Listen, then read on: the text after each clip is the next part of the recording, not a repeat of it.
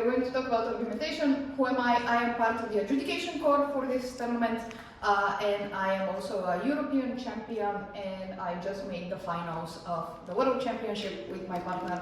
I don't know. I have spent enough years in debating to earn the right to brag about things and to put a picture of me. So yes, that is the TLDR. Otherwise, I have like 6 years of debating experience. I have also been the chief adjudicator for the European Championship. So I have things to say, I guess.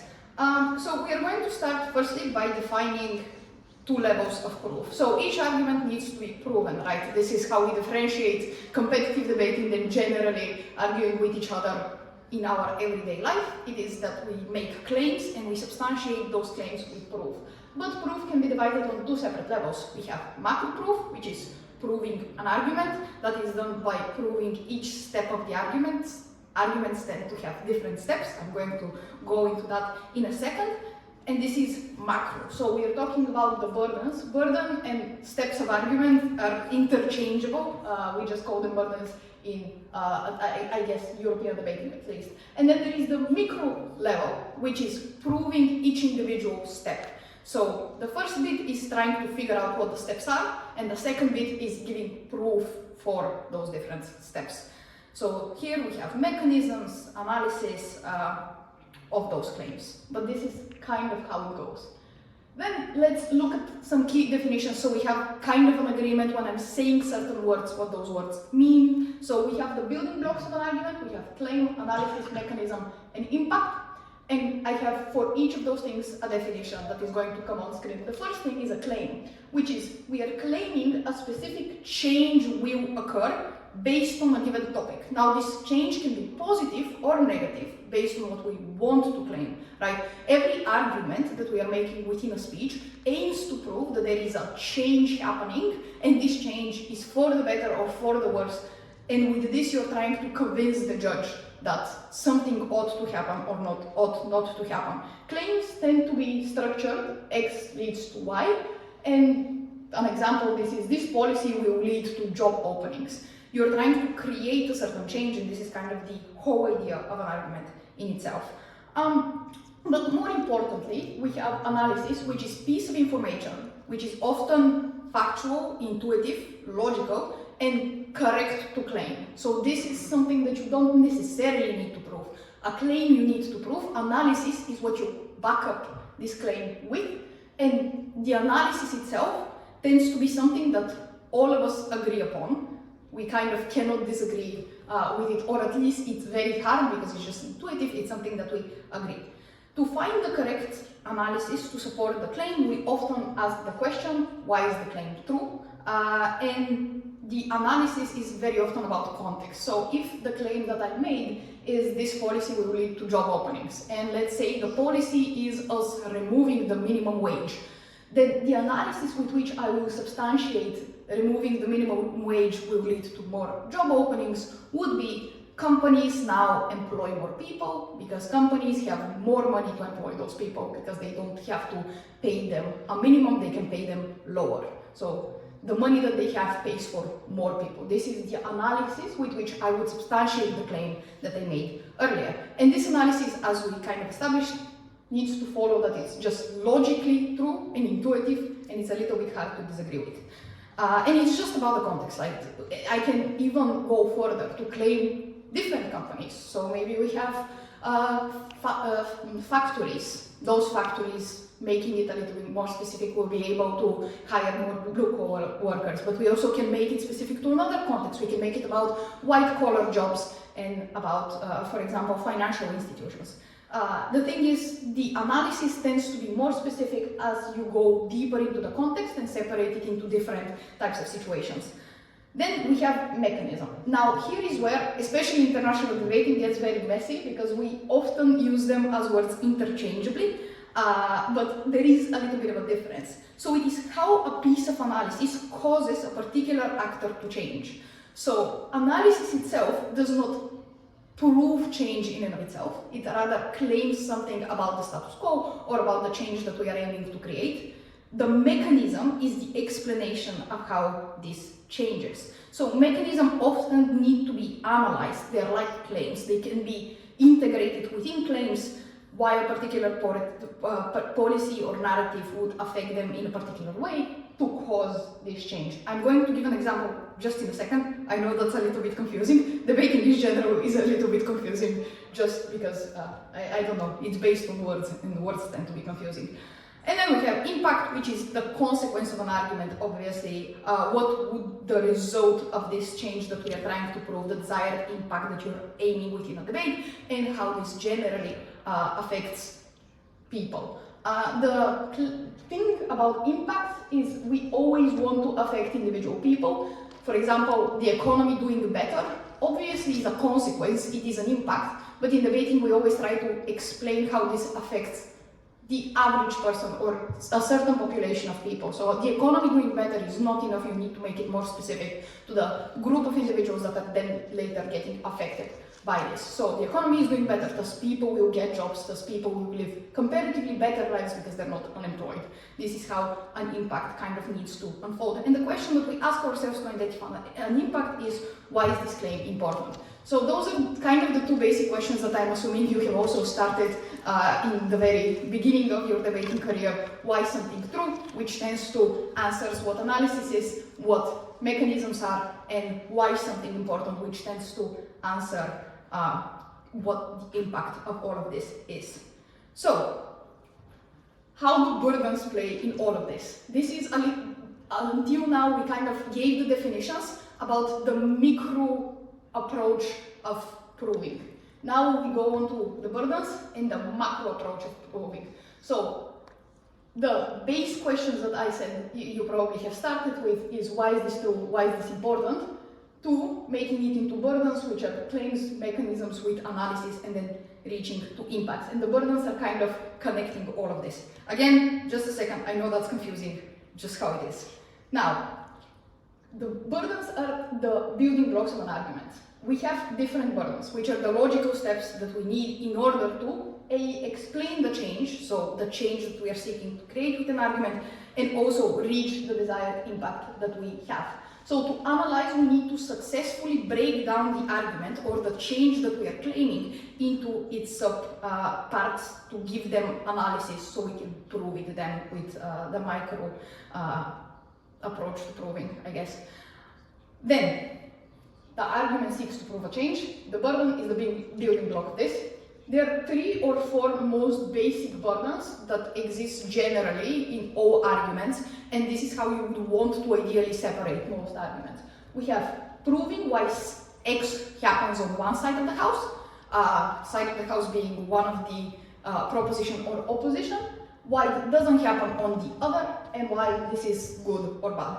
Very often I say there are 3 or 4 because there is also another burden that happens to occur in some sides, which is why is there a problem in the status quo. It is not often a necessary burden because it just seeks to prove why the change that you are desiring to bring within a debate is larger because you're comparing it to a status quo that is worse, given that you have analyzed the problem, but it's not necessary since you just need to explain why something happens on your side of the house, something doesn't happen on the alternative, and why this is good or bad. If you add this problem to the status quo, you just explain why it is even more comparatively good or comparatively worse. Now, burdens tend to go much deeper than this. Those are like the 4 outlinings of how burdens look like, but they tend to be a little bit more complex to identify on some motions rather than others. And so in a burden, you just want to outline the logic of the argument that you seek to prove. And if you kind of say it in a sentence and you try to outline the logic of the whole argument, then you can break it up into different burdens. So if we take the already motion, the idea I already said, this house will remove the minimum wage, then what would it be as an explanation? The argument on proposition is that this will lead to more jobs. If we try to summarize it within a sentence, that's relatively long because we're trying to identify all of the logical things. When the minimum wage is removed, people have money to employ more people, they want to employ more people, thus they will employ more people, which is good. this is kind of how the logic of this argument would go. And if we try to break it up then in the logical steps, when the minimum wage is removed, people have more money. So this would be burden number one, that the removing of the minimum wage would lead to people, in this case companies, having more money. Now, it wouldn't actually change the amount of money that they have, it would only change the amount of money that they need to pay workers, but this in the long term, in like a year or 2 years, can change the amount of money that they are retaining within the company as profit. And this is kind of burden number one as to why those companies now have more money comparatively, given that the minimum wage is not there. Then we have a second burden, which is with this money, they would actually want to employ more people. It's not only that they have the money, it's that this money will be used with this specific purpose, which would be burden number two. And then the bottom line of all of this is thus, given that we have both established incentive and ability in them having more money and incentive in them wanting to employ more people, this will lead to employing more people, leading to the impact, which is good. Thus, people being employed is good. This is the impact, which requires some explanation in and of itself. This, by the way, is missing something. It is missing the explanation as to why alternatively those people wouldn't be employed, or why there is a problem in the status quo that there is a lot of unemployment, which can be added at the beginning of the argument or can be intermingled with some of the other analysis. Because as I said, you need to not only prove why something will happen on your side of the house, you also need to always not miss the alternative as to why alternatively it wouldn't happen. The reason, by the way, why we want to do it symmetrically, so we want to always explain one thing on one side and then explain the other thing, is because you want to make sure that your argument is unique, e.g. that it doesn't happen anyways, because it happens anyways, the change that you're proving does not necessarily only stick to your side, and thus you cannot claim this impact for yourself. But this is kind of how you can make the burdens more specific, because the burdens that we talked about 2 seconds ago, which were just generally proving why X happens on one side, proving why it doesn't happen on the other, and why this is good and bad, needs to be applied to each motion. It needs to be broken down a little bit, and that is why we use the kind of tip of trying to make our argument within a sentence and then break this sentence up within its building blocks, knowing that we need to prove each of those building blocks. I'm going to have another example intermingled with how we then prove it with the claims and analysis of all of this just in a second. But this is the idea. But within those burdens, and this is how we can break those burdens up, and this is why within this example we have people have more money to employ people, which I labeled as ability, and they want to employ more people, which I labeled as incentive. Each burden, whether it's the burden this is happening on our side of the house or this is not happening on the alternative, can be broken up into two separate sub-burdens, which is why do we have the ability to make this change on our side of the house? Why do we have the incentive to create this change on our side of the house? So each individual burden can be broken into two. And I think I will have this as an example here. On some motions, there is more necessity to prove incentive. On some motions, there is more necessity to prove ability. For example, if we take the motion, this house will remove the minimum wage, given that it's a policy motion and the government already is doing this removal of the minimum wage, there is little to no need to explain why there is ability, e.g. why companies would now have the ability to employ more people, because the government has imposed this policy, and it kind of is only logical that this will lead to the ability of companies employing more people. Thus, you should focus most of your attention on proving the incentive, because companies would now want to employ more people with the extra money that they have and not necessarily, I don't know, paid to their CEOs and CFOs. But there are other motions where incentive is kind of presumed and ability is what you need to prove.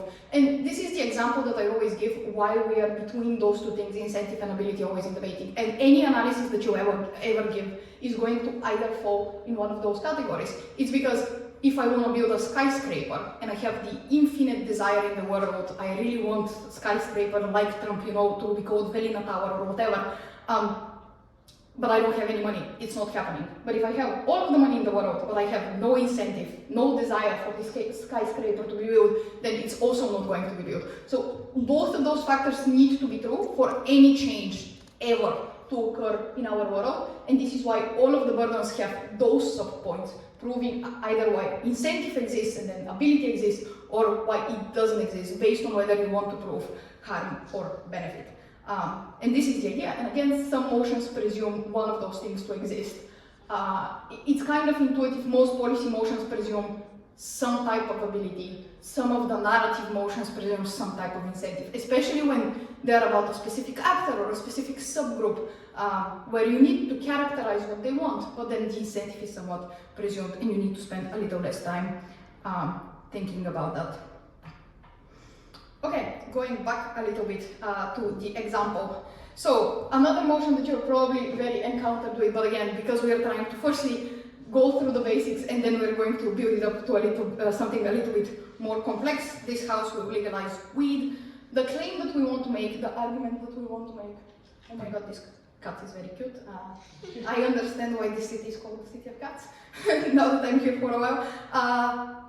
More people will get help on proposition. This is the claim that we are making. When maybe they're, although you cannot overdose with weed, but maybe when they're feeling very unwell, they're now going to reach out more because weed is legal. This is the claim that we would want to make.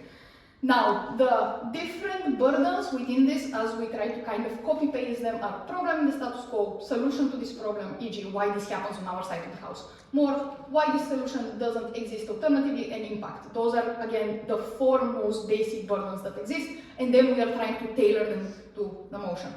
The problem that we would identify is they will book you when using drugs currently. If you reach out, if you're feeling unwell and you reach out to the healthcare system, they will book you, meaning that they will arrest you or something, they will write you a ticket, a penalty, and you fear that they will book you. Those will be two separate reasons, two separate mechanisms. Those are not proven yet. I need to explain as to why both of those things are true, why the police will have an incentive in a world where weed is not legal to book you with it, and why you believe individually they will book you. So those will be my claims to the problem that currently exists in the status quo that leads to people not reaching out. And then the solution would be government sets up a safe system to help, which is just something that the motion does. You don't necessarily need to explain a lot of ability, maybe focus a little bit more on incentive, and you feel like it's not shameful given that everybody does it now, maybe. The impact here, less overdoses resulting in death. But again, those are mechanisms. This is not a full-on argument. They need to have explanation in terms of analysis on each of those things. The general burdens, again, this is how they look like. The reason as to why here we have only three burdens, three different steps to the argument, and we don't have the third one here, which is why the solution does not happen alternatively, is because here the alternative is integrated within the problem. Because the problem is the status quo, thus the other side of the house, and it's integrated, and the solution is about our side of the house. So sometimes some of the burdens overlap based on how the argument looks like. That's why it's a little bit specific to each argument. Now, breaking up the burdens, as I said, needs to be done based on incentive and ability, and now we're going to look like how it's going to look like if we are breaking it up even further. Let's look at the other example about how this will lead to the creation of jobs. As I already explained, problem in the status quo, companies are limited with how much money they can spend on workers. The solution will be now they can evade this limit given that they don't have a minimum amount of money that they need to pay each worker, thus more jobs for people are being created. This is going to be the consequence. If we're breaking it up, companies are limited on how much they can spend on workers. Why? Because they have the government limit, which is given from the motion. You don't need to explain it. Again, here ability is presumed.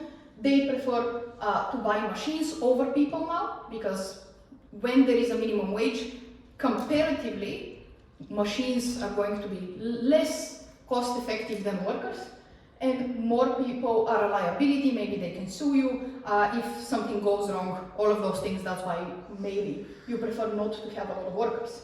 The solution is now they can evade this limit that the government is imposing on them on how much money they need to spend on their workers. They have an incentive now to get more people because they're comparatively cheaper than machines, given they don't need to pay them the minimum wage. And whatever they can is given by the motion. Again, the ability is somewhat presumed. The common pitfalls that you might end up here is presenting too big of a problem or too big of a change between your side and the alternative side. Here we want to always set up to solve each problem that we give. If I come back to this example, and I'm explaining this to why companies are limited in how much they can spend on workers, and I say, let's say the company just is very technical, they are creating AI, there are very limited educated labor that they can employ. I'm not particularly going to solve this with the solution because I'm not changing the amount of people that are incredibly educated and skillful in creating AI. They also don't necessarily fall under the motion because they're not minimum wage workers. They're not going to be the ones affected by the motions. So if I explain a lot why companies currently limit how much they're spending on workers, why unemployment is very big, but I'm not necessarily solving this, then you're not going to reach the desired impact that you would ideally want to set up, right? This is why we always need to set up the problem, or at least the alternative side, and as to why we are solving something in the alternative, as something solvable. That is why I have preferred to put why they currently prefer to buy machines, because machines are most cost efficient given that there is a minimum wage. But now when there is no minimum wage, machines compared to lower paid workers are going to make more sense. This is how you always want to set it up, the problem and the solution to be matched up, and for each bit of the problem we want a bit on the solution. So I want to now show you, given that we have gone through all of those things and have kind of established ideally how it looks like. Firstly, an argument, and then we're going to go back a little bit to what are the criteria that each impact should meet and how we kind of can go about it. Okay, so the motion is, this house as the policy would recognize the underground Catholic Church in China. Now, this is obviously already much more complex than the motions that we looked about, but many times the motions that we get at tournaments do not fit the very intuitive basic criteria, and we need to think about them a little bit more, but that doesn't mean that the arguments or the burdens to those arguments have any larger difference to what we kind of can identify in the very basic motions that we have, as this house will remove the minimum wage, or this house will legalize weed. So kind of just talking about the motion for a second. So what is the Holy See? The Holy See, or I'm not sure whether it's spelled like this, is the Vatican and the Pope in specific, and would recognize the underground Catholic Church in China. So in China there are two separate churches. There is the church that is backed by the CCP and the state, and there is also an underground Catholic Church that is not recognized. Currently the Holy See recognizes the one that is backed by the CCP, and the motion seeks to say that the Holy See, it's in the interest of the Holy See to recognize the underground Catholic Church in China. So obviously there is a little bit of framing that I don't particularly want to talk about right now, but the argument that here we wanted to claim is that the underground Catholic Church in China will go extinct without the recognition of the Holy See, and the recognition of the Holy See is necessary for its survival. And the impact later that we'll claim in this argument is that the survival of the underground church in China is something very good, just in general for Catholicism and for the Pope, because it tends to be much closer to how Catholicism is taught within the Vatican than how the backed by the CCP Catholic Church in China teaches Catholicism. So this is the idea, and in order to create change or necessity for this argument to happen, for the Holy See to recognize them, we wanted to claim that without the recognition of the Holy See, then this church would be very much persecuted, and it's not going to exist. So that creates like a larger consequence that we are creating by the recognition of the Holy See. So each of those things, the very big things A, then later B, are going to be the claims that I am making, or the individual burdens. And then within those burdens, the smaller A and B's are going to be the mechanisms with which I'm proving those claims or burdens. And then the I's tend to be analysis or examples to them. So ideally, within a debate speech, for each analysis, you're going to give a piece of example in order to make it grounded within the real world and for it to be more convincing to the judge. And examples in and of themselves are also aiding you in proving an argument because they are showing comparatively more context and more scenarios, and they also can help you think of different points of analysis to prove the argument just in the beginning.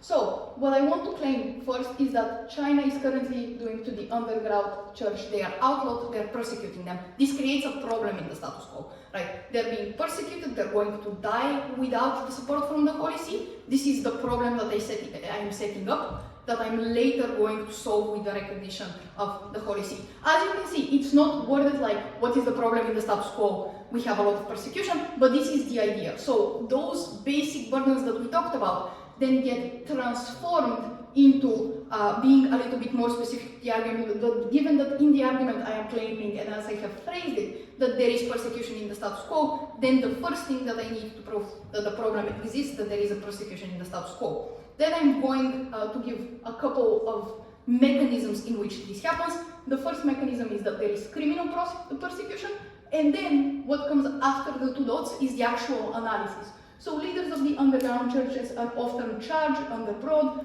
vague laws such as fraud or inciting subversion of state power or them being a cult. As I said, analysis is very intuitive, it's logical, it's kind of factual. So it doesn't necessarily itself need to be proven, I just need to explain how this criminal persecution looks like. And then I'm giving an example, especially in motions that are connected with knowledge.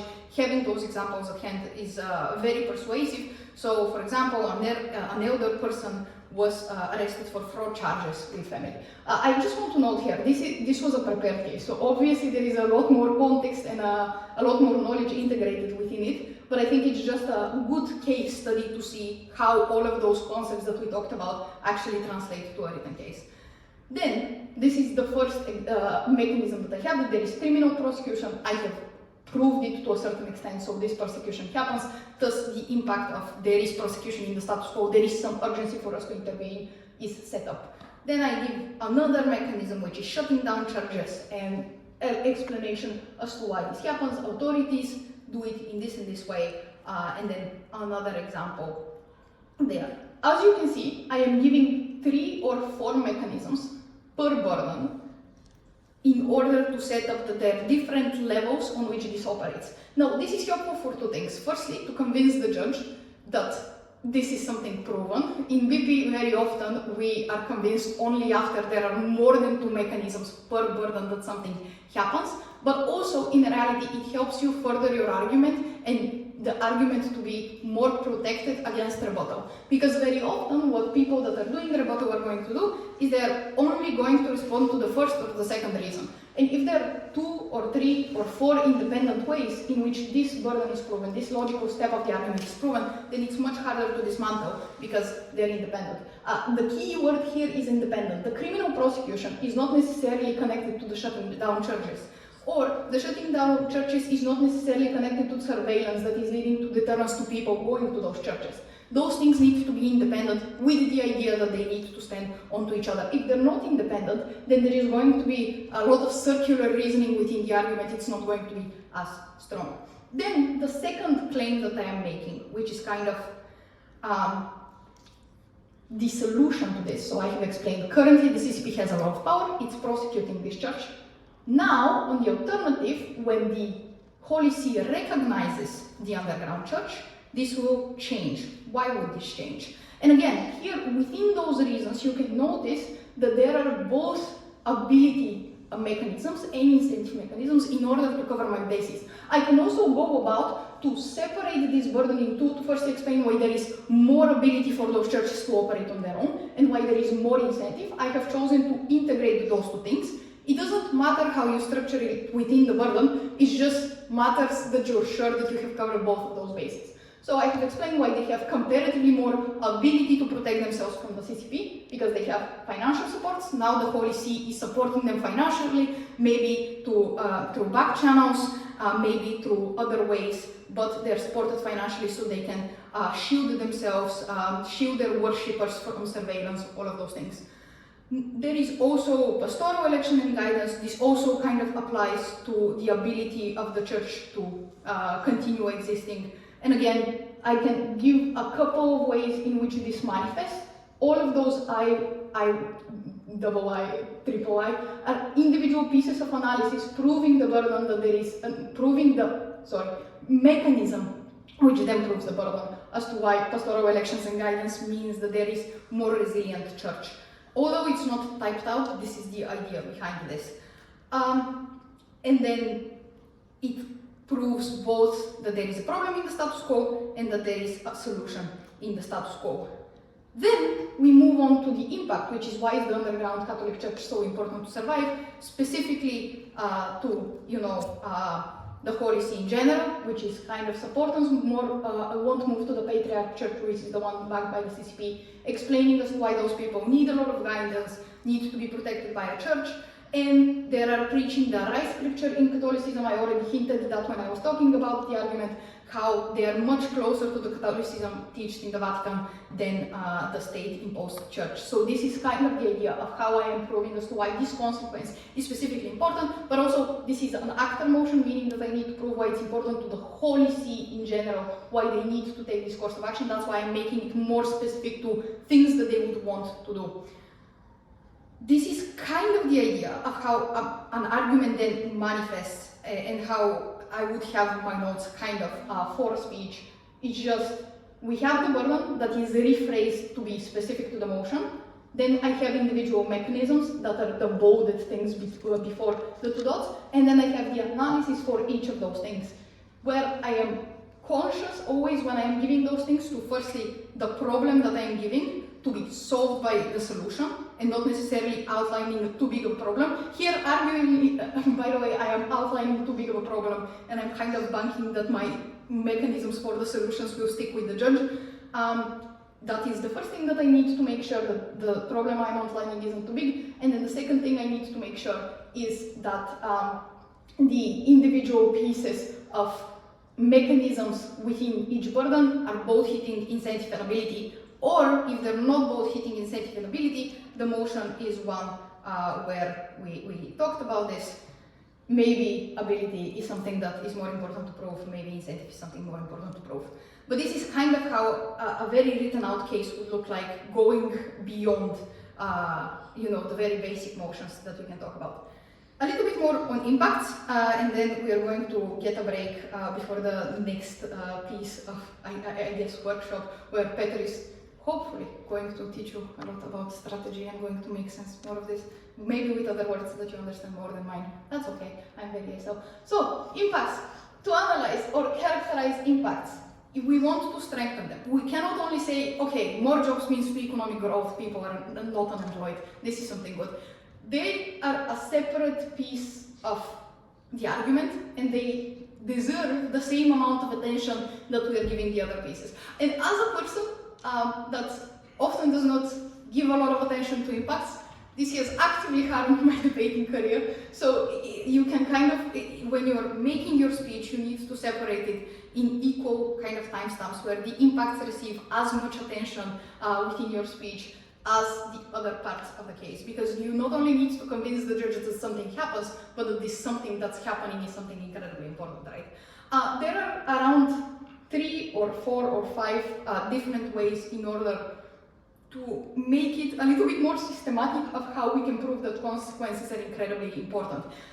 So we have how many people are being affected, which is often magnitude. So the more people being affected means that the consequence is larger, thus the judge needs to care about it more. But obviously there is a difference between having $5 more in your pocket and having $50 more in your pocket. So it's not only about 100 people having $5 more in their pockets, it's trying to also prove that the lives of the people that you're touching are changed significantly. So it's not only about the number of people that you're affecting, it's also how seriously you're affecting those people and how seriously are you changing their lives. And you also want to balance those things. And I here want to note, one of the most common mistakes that I see people do is that they just claim those things. Oh, we have a very big impact because very many people are affected. Tell me the different groups that are affected. Why are those different groups affected under those consequences? As I said, if we go back to the example of this house, we'll remove the minimum wage. explain the different types of professions that those people occupy and actually make it specific to them in order so it's a little bit closer to the real world. And then how seriously are they affected? Again, there is a difference between $5 and $50. And this can be kind of applied as logic to every argument that you're making, whether it is about their feelings, how much are they hurt. It's not only that maybe they are burned out from work, but why is this burnout actually affecting their life so deeply that they cannot function, they cannot create meaningful relationships within their lives, all of those things.